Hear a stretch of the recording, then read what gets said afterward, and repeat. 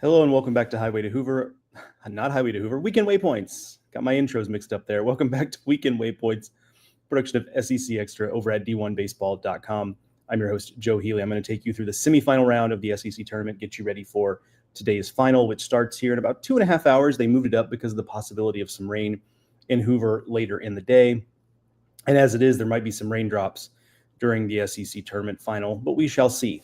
Before we get into anything specific, I have to remind you that this episode of Weekend Waypoints and every episode of Weekend Waypoints this season is brought to you by Academy Sports and Outdoors, which is your new home for Jordan Brand. Gear up today and take flight. Make your play in the latest head-to-toe Jordan gear for the entire family, available in-store and at academy.com. Unleash your greatness with Jordan Brand, now at Academy. All right, a couple of programming notes before we get going here. One, this is my last episode of Weekend Waypoints with the dodgy hotel Wi-Fi, so looking forward to that. I will be in a different hotel next weekend, so that will be that will be helpful. And then, secondly, just as a primer for what's to come today, obviously, host sites get announced tonight on social media. I believe it is 7:30 Eastern. I'm looking now just to make sure. 7:30 Eastern, 6:30 Central. No, 8:30 Eastern, 7:30 Central. Host sites get announced. Field tomorrow at noon Eastern, 11 Central. There will be a fresh D1 Baseball Nerdcast tonight. Time TBD. They have to wait until after the Big West title game is over. That starts at 6 Eastern. So the earliest they would go is whenever that game goes final. So keep that in mind. But with that, there will be a fresh and final projected field of 64 tonight before the selection show tomorrow. So all of that coming up today at d1baseball.com, in addition to a lot of written content, including, I'll have a story from the SEC tournament final, and we've got writers in a whole bunch of other places, as is always the case. All right, let's get into it. I see comments rolling in. That's great. We'll get to those. I'll talk about the semifinal first. Then we'll get to some questions. We'll talk about the final, and then we'll get you guys out of here and get you on with your Sunday. And not the most exciting semifinal round, at least in terms of there wasn't a lot of back and forth in these games, if you will. Vanderbilt 10, Tennessee nothing in 7 innings was the first game of the day. Cody Bowker pitched great, 9 strikeouts in 4 innings, obviously shutout innings, given that Tennessee scored all of 0 runs. Connor Fennell came in behind him with 3 scoreless innings. I saw a question in the chat about the piggybacking situation with Vanderbilt. So we'll talk about that here in just a minute. But work obviously well yesterday, those two. Offensively, Vanderbilt poured it on and held Tennessee off late. But it's not as if it was a barrage of extra base hits. It was 13 hits, all singles, which is impressive in its own way, because it wasn't like, okay, they scored 10 runs, but it was Tennessee gave up a bunch of free bases and then they had a couple 3-run homers, and that was kind of the story. No, it was consistently putting the bat on the ball and collecting base hits. So impressive stuff there. Rustin Rigdon 3 for 3 at the leadoff spot for Vanderbilt. And Vanderbilt played well, 100%, but Tennessee also looked flat. And sometimes at this stage of the SEC tournament, that happens where one team just kind of has a flat performance at this stage. So Tennessee will go home and regroup. They've done enough to earn a host. So they kind of checked off that box, which was the biggest box for them to check while they were here, to make sure they were going to play home baseball. They've done that. They head home. And Vanderbilt moves on. Vanderbilt, consistently the program that puts value on making deep runs in the SEC tournament. Consistently the SEC program that puts the most value on it.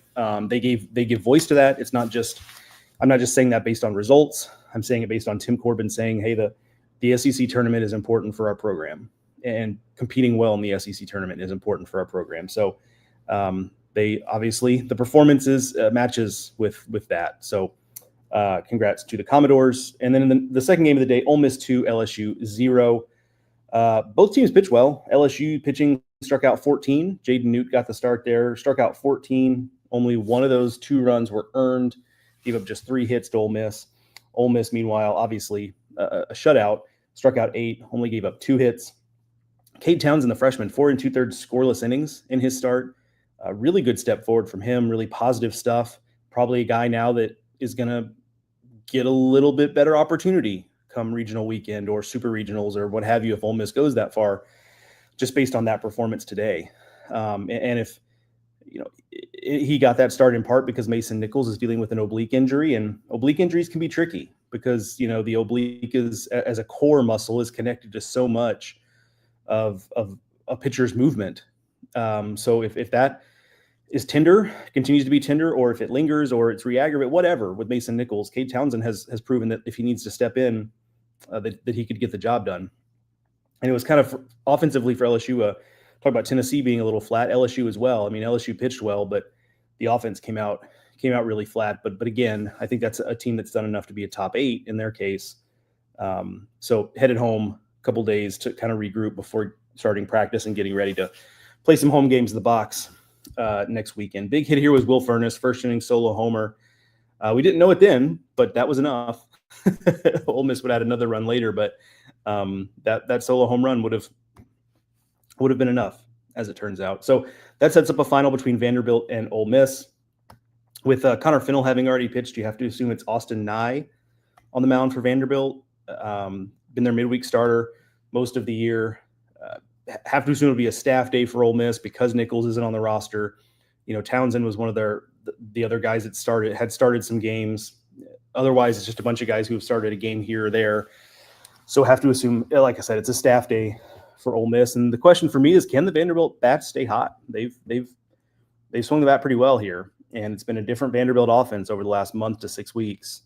That's made them a lot more dangerous. And can that continue, or can Ole Miss pitching continue its run of shutting down opposition and being impressive in that regard? That's going to be, for me, the key matchup in this one this afternoon. All right, let's get to some questions here because I know you've got some things to ask here. Nick Oshman asks a great question. He was the first one in today. Will Vandy keep piggybacking Fennell with Bowker in the tournament, or was yesterday's strategy and last week versus Kentucky just to give them both work and maximum flexibility moving forward? Well, I'll read you. That got asked in the post game, and I will read you what Tim Corbin said. Let me scroll to it here. He says, "We brought in Fennell because they've been piggybacking together. We knew that next week we weren't playing next week." I guess he means the midweek, but we knew that Fennell needed some time. The score didn't matter. At the point he came in, it was 7-0. That's a dangerous team on the other side. We knew that. We understand that. It was just about winning a ball game. We felt like Cody had reached this spot and Fennell was going to come in at that point. The fact that the game went 7 was fine for Vanderbilt, but at the same time, we're looking at 9 innings that we have to cover. So we're looking beyond Fennell as well. So not the clearest answer there. But my take on it is, I think it served a couple of purposes. I think the answer is kind of both, honestly, Nick. I think it was, hey, if we lose this game, we're done. So let's get the guys we want to make sure get work. Let's get them work. But also, if they continue to be confident in Austin Nye as a third starter, and I know it's, when they moved him into the rotation for the weekend rotation, in his first start didn't go great, but he's been so good this year. I think that they should continue to have confidence in him. If you can piggyback Bowker and Fennell, 2 guys, by the way, that, have been very solid this year, but both have, as the season has gone on, have been more like 4 or 5 inning starters. If you put them together, you can cover an entire game with them, as we saw, even if it was 9 inning game. So I think it is a classic little bit of column A and a little bit of column B there, where they wanted to get Fennell in, but also I do think this is a viable thing moving forward. I could see a scenario where, J.D. Thompson pitches the first game of a regional. They win that game. They're in a winner's bracket game. Bowker starts. He gives you a good start. Vanderbilt's leading after 5 innings, and they go straight to Fennell and not mess around with anything else. But at the same time, Vanderbilt's got a strong bullpen. So it's not even like they need to do that, right? Like it's not even like, hey, we've got 4 pitchers we trust. We need to put them in the best, to get the maximum number of innings out of those 4 guys. So, look, they're working from a position of strength, I guess is my conclusion there, where I think it's an open-ended question, Nick, and I think they're in a position of strength where it's like they don't have to do any one thing. I think they can kind of play it by ear, and I think that's kind of what they will do next weekend in the regional. Caleb Falk says, "Morning, Joe." Good morning, Caleb. I know the bats went cold. As Jay said, Ole Miss has allowed a total of 3 runs in the tournament. We just got beat. Yeah, I think that's right. I was happy with some of the bullpen arms emerging yesterday. Yeah, that's definitely. I think that's a silver lining for sure for LSU. Was just you got good stuff. Shores up to 102. Shores was bringing it yesterday, and then Jacob Myers. I mean, 2 1/3 scoreless innings, and oh by the way, no walks for Jacob Myers. That's pretty rare. I mean, when you consider that his primary thing has been strike throwing. Primary struggle has been strike throwing. So I'm with you, Caleb. I think that's a big silver lining for LSU is good work against a good team for Shores and for Myers, perhaps, building a little bit of confidence, getting those guys, back in the mix. Not back in the mix. They've been in the mix the entire time, but perhaps a little more prominent role moving forward for those guys as they head towards regionals, because as a host or top 8, one of the challenges I would say is, let's say you get a 4 seed that's just overmatched, right? Like, and you're beating them, and no run rule, by the way, in regionals. So you're going to have to cover 9 innings, and you're up, 8, 10, 12 runs, is figuring out, okay, which guy do we go to here? It's not high leverage, so we don't want to burn a high leverage guy.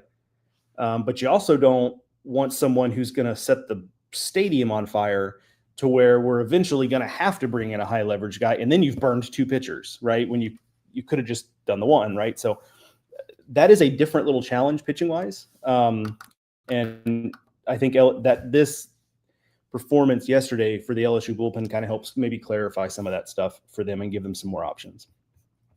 Sean says next week, different dodgy Wi-Fi. Yeah, very well could be. Very well could be, Sean. That is so true.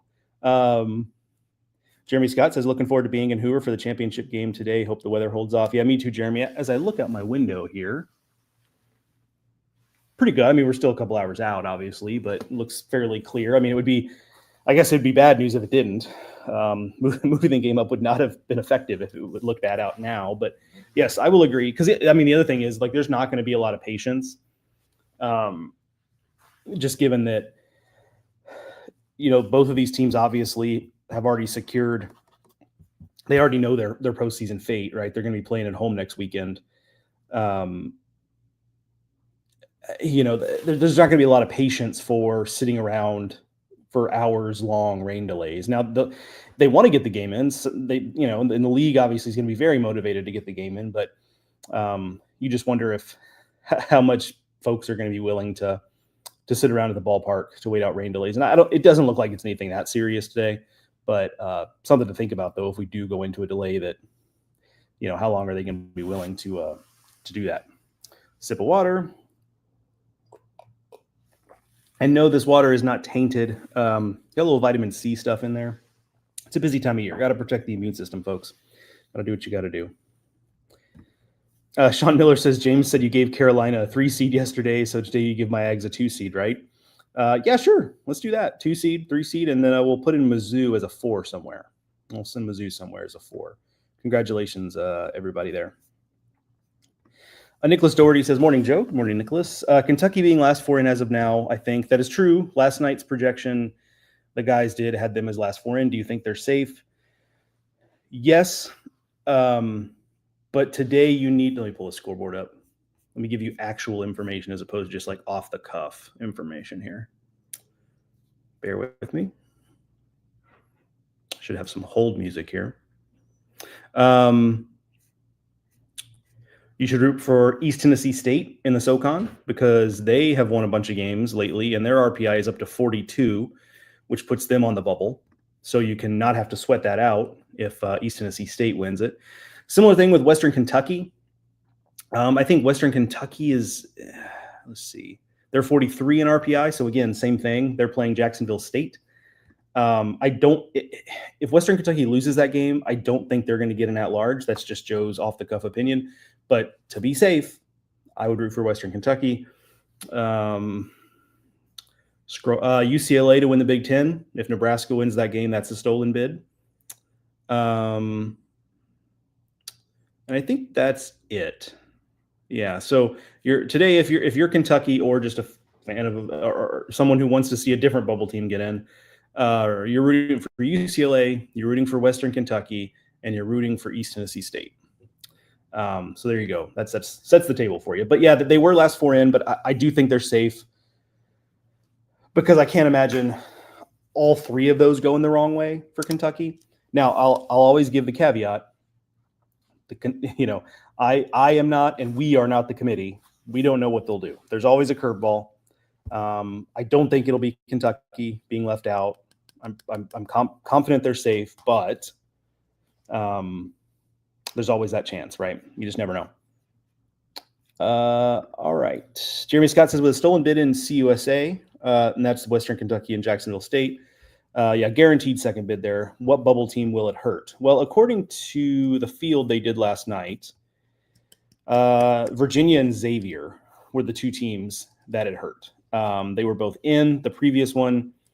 The UTSA loss, which guarantees the American as a two-bid league, and the CUSA situation has made it to where Virginia and Xavier are out. So that's the state of play. For those who didn't see it, you can go read it. But last four in: Kentucky, Arizona State, Connecticut, and Troy. That's where things stand there. Again, new field tonight, though, by those guys, Mark, Kendall, and Aaron.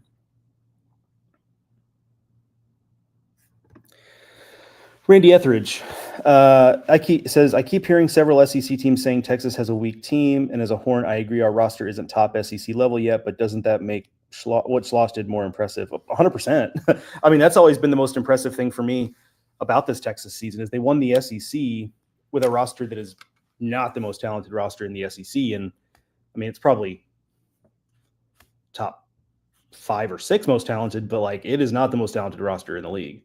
And they won the league. And so, yeah, I'm with you. I think it does make Texas more impressive and, kind of puts the rest of the SEC on notice that when that roster does get better, and I think it will in years moving forward, they're going to be even more dangerous. So I'm with you, Randy. Like, I do think there are some holes in that roster, but they've patched them up really, really well to where they won the league and they're going to be, they're perhaps the top overall seed in the tournament and they could win the national title with a team that I think we can look at and say is a little bit flawed, but flawed teams win the thing all the time. So there you go.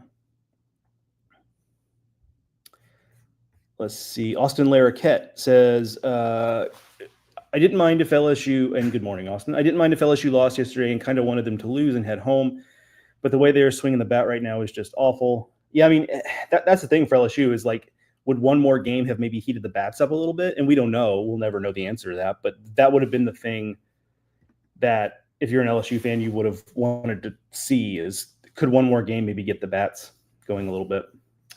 Austin also says, I believe if Ole Miss wins today, I think they have a case to be a top 8 seed in the tourney. That's interesting. I think you're right. And that is interesting. They have done a lot of work this week, not just with the wins. The RPI has shot up. Excuse me. As of this morning, they are, I need to refresh this. Hang on. 10. They have 19 quad 1 wins. That's now 2 more than anybody else in the country. They're 19-4 in those games. Yeah, I mean, that's 19-14. I'm sorry. 19-4 would be incredible. 19-14.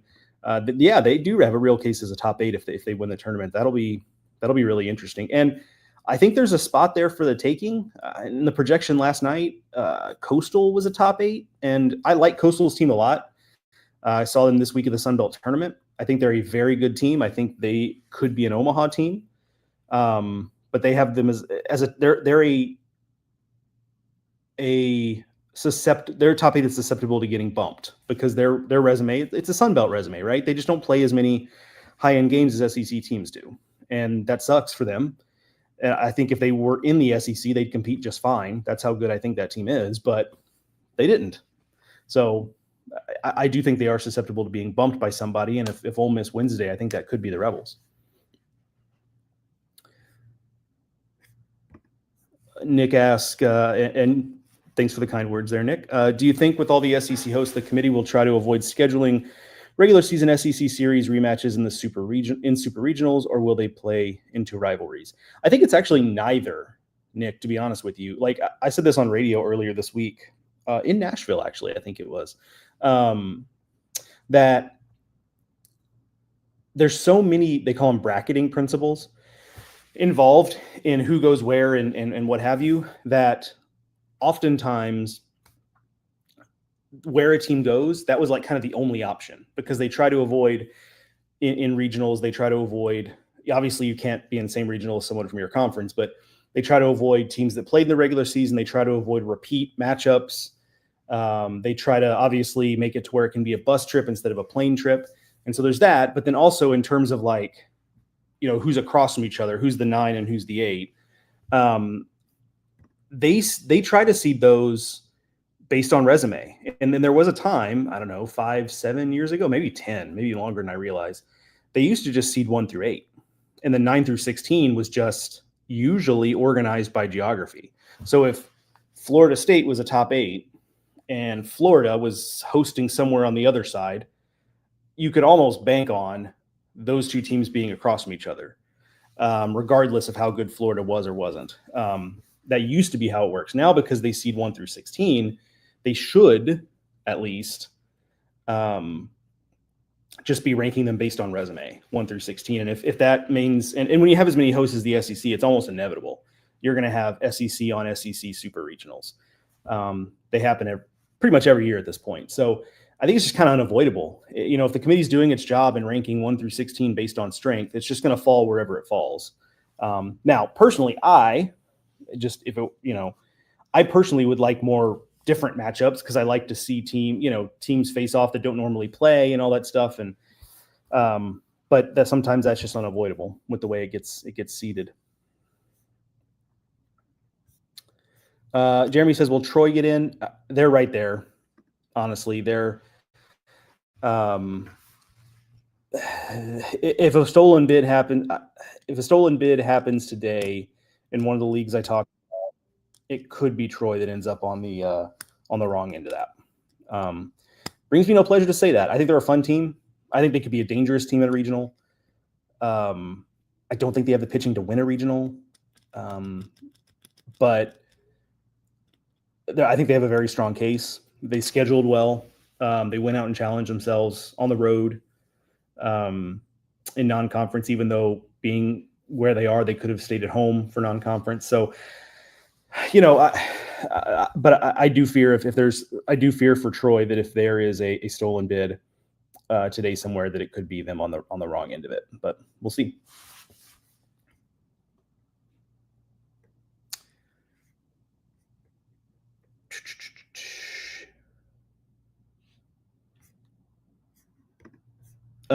Joey says, was Tennessee's no-show performance so bad they dropped out of hosting? No, it was not that bad. But I do understand that it was. They looked real flat. They really did. But we've seen that before, right? I mean, we've seen that before. And teams are fine. So. Eric Simmons says, I think half of the 16 regional hosts might be from the SEC. What do you think? I mean, I think that's right. I think we have 16 right now. Well, I don't need to count them on the air. That's bad radio, or bad video, bad streaming. But yeah, I think that's absolutely on the table and perhaps even likely. Scrolling here. Ryan says, I missed yesterday's show. How was the swaction at Rickwood? It was super cool. Genuinely super cool. One of the coolest experiences of my career. For those who don't know, the SWAC plays their conference tournament at Rickwood Field in Birmingham, which is a stadium that you've probably seen. They played an MLB game there last year. It's been continuously in use since 1910. Something like 100 and I was talking to somebody who works at the stadium. It was part of the operations group there, and he was saying that something like I can't remember the exact number, but 168 or something Hall of Famers have played at Rickwood Field, which is just absurd. It's just an absurd amount of Hall of Famers.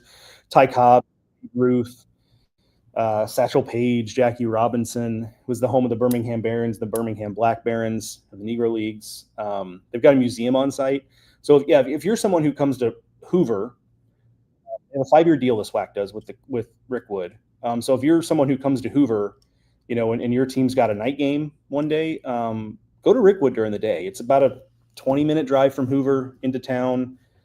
It's a super cool experience. Even if you're not even really paying attention to the game, there's just a ton of stuff to see in the stadium.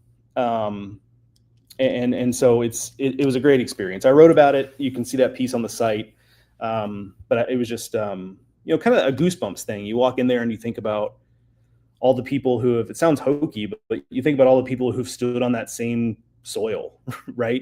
And just hard to believe you're occupying a space that was once occupied by Babe Ruth, right? I mean, so few of those places exist anymore. And really cool. So I would urge you, if you're in Hoover next year or in any of the next few years, to make a day trip over to Rickwood to catch a little SWAC tournament and just to see the stadium. Really cool experience. Thank you for asking, Ryan, because I didn't touch on that a ton on the show. So, all right, that is going to do it for this episode of Weekend Waypoints, production of SEC Extra and D1Baseball.com. Big day, folks. Not only SEC tournament finals all over the place. Hosts get announced tonight. Tomorrow, obviously, selection show. We'll have a whole bunch of content with the selection show. We'll have a reaction podcast. Mark and I will have an SEC-specific reaction podcast that'll go up.